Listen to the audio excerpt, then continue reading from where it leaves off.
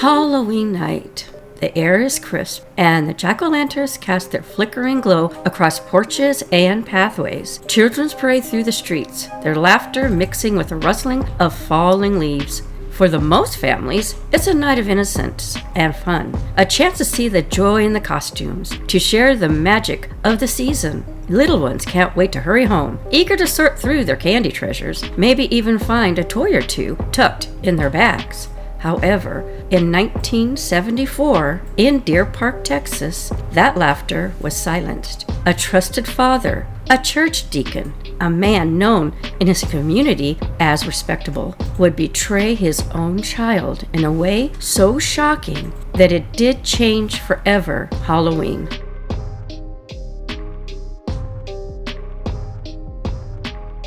His name was Ronald Clark O'Bryan. History would remember him as the Candyman, the man who killed Halloween. To his neighbors, Ronald seemed like a picture of a perfect father and respectable man. He worked as an optician, sang proudly in the church choir, and even volunteered as a bus driver for his congregation. On the surface, he lived a life built on faith and the community. But at home, he was a husband and a father of 2 young children. Timothy, just 8 years old, and Elizabeth, only 5. To those around him, the O'Bryans looked like a model family, ordinary in every way. But sometimes the most ordinary is concealed with darkness of truths. But behind the carefully crafted image was a man in white ruin. Ronald was drowning in more than hundreds of thousands of dollars in debt, a weight that seemed impossible to escape. He was even fired from one job to another. Unable to hold a steady employment, his car teetered on the edge of repossession, and the family home had already slipped away to foreclosure. Outwardly, he still played the role of a devoted father and a church member, but privately, Ronald's life was collapsing, and desperate was beginning to take hold. By October of 1974, desperation had turned to something far darker.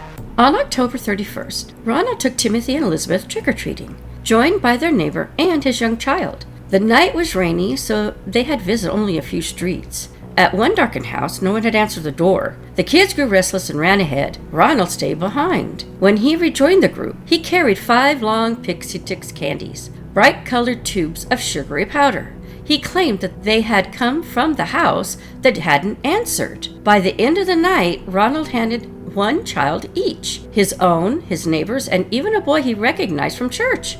Later that evening, Timothy was allowed 1 piece of candy before bed. He chose the Pixie Stix. The sugar was clumped, and Ronald helped him to loosen it. Timothy complained that it tasted bitter. His father gave him Kool-Aid to wash it down. Moments later, Timothy cried out in pain. He vomited, convulsing, and collapsed. Within an hour, he was gone. The community was terrified. Parents rushed to the police, fearing that their candy had been poisoned. For a brief time, it seemed as though a faceless madman was on the loose. 8-year-old Tim O'Bryan was the only child to have eaten any of it, and now friends and family are paying their final respects.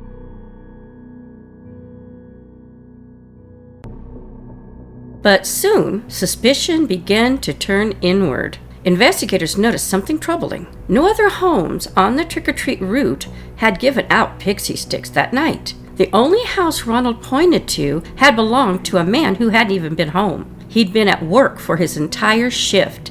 An alibi was confirmed by hundreds of co-workers. The story Ronald had offered was starting to unravel. Then came the revelations. Investigators found out Ronald had recently taken out life insurance policies on both of his children, totaling nearly $100,000. He had asked colleagues about the cyanide and how much it would take to kill. And the morning after Timothy's death, he called the insurance company to ask about his payout. The remaining pixie sticks were recovered just in time. Each had been carefully opened and topped, filled with cyanide powder, and stapled shut. Timothy's contained enough poison to kill 2 full-grown adults, and the other 4 could have killed 3 or 4 more. The truth was horrifying, that Ronald had used Halloween to cover for his son's murder. He came from Jimmy Bates, a close friend of the O'Bryan family. Bates said that before Halloween, O'Bryan asked if he could bring his children over to trick-or-treat with the Bates children on Halloween night. Both families ate dinner together, and then the fathers took the children trick-or-treating. Bates said O'Bryan went to one house where no one appeared to be home, and after the children had scampered ahead to the next house, O'Bryan came off the front porch carrying the pixie sticks. He gave the pixie sticks to the children and then later took them back and said he wanted to stop at his car for a moment. Bates said when O'Bryan came back into the Bates house, he returned the pixie sticks to the children. Later that night, Timothy O'Bryan died from eating a poisoned pixie stick. His death of young Timothy, it was later shown that the youngster had died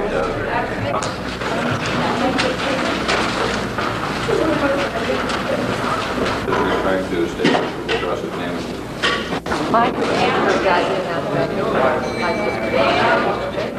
It's what?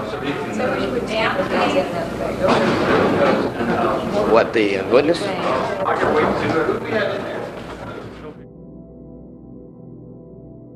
In May 1975, Ronald stood trial. Witnesses testified about his obsession with cyanide. His in-laws recounted how at Timothy's funeral, Ronald spoke not on grief, but how he might use the insurance money. The defense argued it was the work of a nameless Halloween poisoner, a story rooted in urban legends that had circulated for decades, but the jury wasn't swayed at all.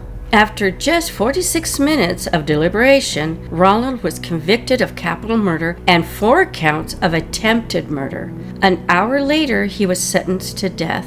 Nearly a decade later, on March 31st, 1984, Ronald O'Bryan was executed by lethal injection in Huntsville, Texas. Outside a crowd of 300 gathered, some chanting trick or treat and threw candy into the air. Even hardened inmates despised him. To them, he was nothing lower than a man who could kill his own child. Now, Timothy's death left a scar, not only to his family, but on the holiday itself. For years afterwards, parents brought Halloween candy to the police stations and hospitals even to be inspected. Communities lived in fear of tainted treats. And yet, Timothy's mother bore the deepest wound. As one family friend said, "I don't know anybody who has had the pain that that woman has had. She lost in one whack a husband and a baby. She never took a dime of that insurance money. Oh no, instead, she vowed she would get by without it, rather than have to spend money with blood all over it." Her loss was beyond comprehension, a cruel punishment delivered not by chance, but by the very person who should have protected her children. To this day, Timothy's death stands as the only confirmed case of poisoned Halloween candy. Yet the fear is ignited has never truly faded. Every October, parents remind their children to check their treats, not because of strangers lurking in the shadows, because of one father's greed. Halloween is meant to be the night of magic, of carved pumpkins glowing in the dark, candles flickering in the autumn chill, and children filling their bags with candy treasures. But Ronald twisted that joy into horror, leaving behind a cautionary tale that still haunts the season. A ghostly story not born from myth or folklore, but from grim reality. Timothy's life was stolen in an act of greed, and his death became a legend of the man who killed Halloween. And so Halloween of 1974 will never be remembered for costumes or candy in Deer Park, Texas. But instead, it will be remembered for the night innocence was poisoned and trust was betrayed in the cruelest way possible. Timothy's story serves a chilling reminder that sometimes real monsters don't hide under masks. They live behind faces we think we know the best. Thanks so much for watching and diving into another gripping Halloween case. There'll be more Halloween cases to come weekly, so stay tuned. If you'd like to see more of these cases covered with care and respect, please subscribe. We do care, so stay aware. The next case is already calling us. Until then, keep your lights low, your pumpkins glowing, and lock your doors. Bye for now.